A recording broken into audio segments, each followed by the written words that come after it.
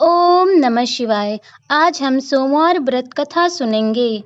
एक बार किसी एक नगर में एक साहूकार था। उसके घर में धन की कोई कमी नहीं थी, लेकिन कोई संतान न होने के कारण वह बहुत दुखी था। संतान प्राप्ति के लिए वह हर सोमवार को व्रत रखता था और पूरी श्रद्धा के साथ शिव मंदिर जाकर भगवान शिव और माता पार्वती की पूजा करता था। उसकी भक्ति देखकर एक दिन मां पार्वती प्रसन्न होकर शिव जी से साहूकार की मनोकामना पूर्ण करने का निवेदन किया।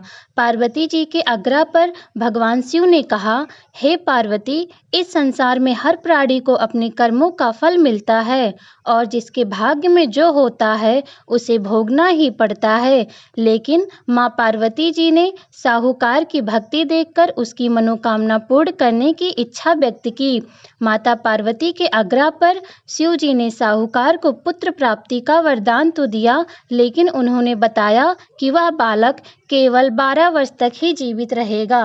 माता पार्वती और भगवान शिव की बातचीत को साहूकार सुन रहा था, इसलिए उसे ना तो इस बात की खुशी थी और ना ही दुख। वह पहले की भांति शिव जी की पूजा करता रहा। कुछ समय के बाद साहूकार की पत्नी ने एक पुत्र को जन्म दिया। जब वह बालक 11 वर्ष का हुआ तो उसे पढ़ने के लिए काशी भेज दिया गया। साहूकार ने पुत्र के मामा को बुलाकर उसे बहुत सारा धन देते हुए कहा कि तुम इस बालक को काशी विद्या प्राप्ति के लिए ले जाओ। तुम लोग रास्ते में यज्ञ कराते जाना और ब्राह्मणों को भोजन दक्षिणा देते हुए जाना। दोनों मामा भतीजे इसी तरह यज्ञ कराते और ब्राह्मणों को दान दक्षिणा देते काशी विश्वनाथ निकल गए। इस दौरान रात में एक नगर पड़ा जहां राजा की कन्या का विवाह था, लेकिन जिस राजकुमार से उसका विवाह होने वाला था वह एक आंख से काना था। राजकुमार के पिता ने अपने पुत्र के काना होने की बात को छुपाने के लिए सोचा, क्यों ना साहूकार के पुत्र को दूल्हा बनाकर राजकुमारी से विवाह करवा दूं। विवाह के बाद इसको धन देकर विदा कर दूंगा और राजकुमारी को अपने नगर ले जाऊंगा। लड़के को दूल्हे के वस्त्र पहनाकर राजकुमारी से विवाह करवा दिया गया। साहूकार का पुत्र ईमानदार था, उसे यह बात अच्छी नहीं लगी, इसलिए उसने अवसर पाकर राजकुमारी के दुपट्टे पर लिखा कि तुम्हारा विवाह मेरे साथ हुआ है, लेकिन जिस राजकुमार के संग तुम्हें भेजा जाएगा वह एक आंख से काना है। मैं तो काशी पढ़ने जा रहा हूँ। जब राजकुमारी ने चुनरी पर लिखी बातें पढ़ी तो उसने अपने माता पिता को यह बात बताई। राजा ने अपनी पुत्री को विदा नहीं किया, फिर बारात वापस चली गई। दूसरी ओर साहूकार का लड़का और उसका मामा काशी पहुंचे और वहां जाकर उन्होंने यज्ञ किया।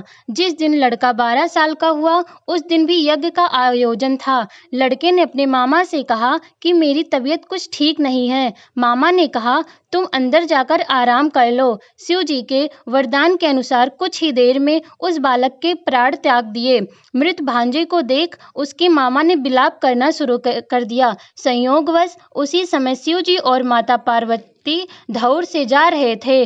पार्वती माता ने भोलेनाथ से कहा, स्वामी, मुझे इसके रोने का स्वर सहन नहीं हो रहा है, आप इस व्यक्ति के कष्ट को अवश्य दूर करें। जब शिव जी मृत बालक के समीप गए तो वे बोले, यह उसी साहूकार का पुत्र है जिसे मैंने 12 वर्ष की आयु का वरदान दिया था। अब इसकी आयु पूरी हो चुकी है। लेकिन मातृभाव से विभोर माता पार्वती ने कहा, हे महादेव, आप इस बालक को और आयु देने की कृपा करें, अन्यथा इसके वियोग में इसके माता पिता भी तड़प तड़प कर मर जाएंगे। माता पार्वती के पुनः आग्रह पर भगवान शिव ने उस लड़के को जीवित होने का वरदान दिया। शिव जी की कृपा से वह लड़का जीवित हो गया। शिक्षा पूरी करके लड़का मामा के साथ अपने नगर की ओर वापस चल दिया। दोनों चलते हुए उसी नगर में पहुंचे जहां उसका विवाह हुआ था। उस नगर में भी उन्होंने यज्ञ का आयोजन किया। उस लड़के के ससुर ने उसे पहचान लिया और महल में ले जाकर उसकी खातिरदारी की और अपनी पुत्री को विदा किया। इधर साहूकार और उसकी पत्नी भूखे प्यासे रहकर बेटे की प्रतीक्षा कर रहे थे। उन्होंने प्रण लिया था कि यदि उन्हें अपने बेटे की मृत्यु का समाचार मिला तो वह भी प्राण त्याग देंगे, परंतु अपने बेटे के जीवित होने का समाचार पाकर वह बेहद प्रसन्न हुए। उसी रात भगवान शिव साहूकार के स्वप्न में आकर कहा, मैंने तेरे सोमवार के व्रत करने और व्रत कथा सुनने से प्रसन्न होकर तेरे पुत्र को लंबी आयु प्रदान की है। इसी प्रकार जो कोई सोमवार व्रत करता है या कथा सुनता है और पढ़ता है, उसके सभी दुख दूर होते हैं और सभी मनोकामनाएं पूर्ण होती हैं।